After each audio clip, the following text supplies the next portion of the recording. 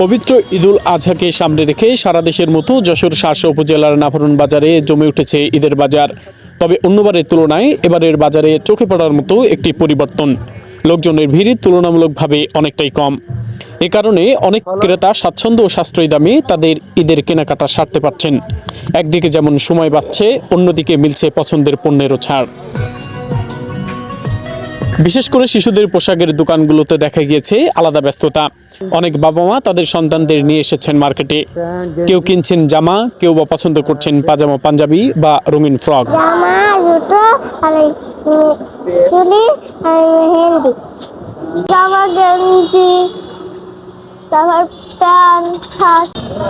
আমি একটা হার কিনছি, ব্যান্ড কিনছি, ময়নার জন্য একটা ব্রেসলেট কিনেছি। এবছরের বাজারে পুষ্পা ও কাঁচা বাদাম নামের পোশাকগুলোর প্রতি শিশুদের আগ্রহ অনেক বেশি। নানা রং ও ডিজাইনে পাওয়া যাচ্ছে মেয়েদের সালোয়ার কামিজ, ছেলেদের ফ্যাশনেবল পাঞ্জাবি। দোকানিরা বলছে এই মুহূর্তে বেচা বিক্রি বেশ ভালো, তবে ঈদের একদিন আগ থেকে বিক্রির চাপ আরো বাড়বে বলে মনে করছেন তারা। বেশি বেচা কেনা হয়, কিন্তু কুরবানির ঈদের একটু বেচা কেনা কম।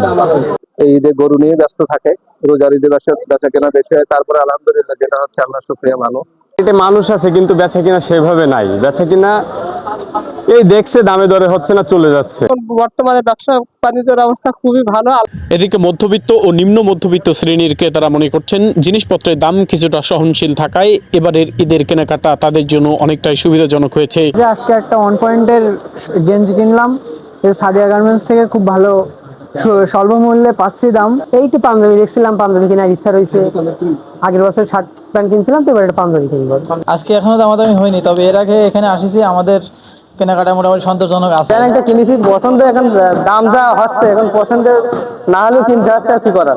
অবস্থা বেশি একটা ভালো না, তবে যতটুকু আলহামদুলিল্লাহ। তবে কিছু দোকান ও ফুটপাতের ব্যবসায়ীদের দাবি, দাম কম থাকলেও অনেকে এখনো মূল কেনাকাটা শুরু করেনি। অনেকে শেষ সময়ে একসাথে কিনবেন বলেই ধারণা করছেন তারা।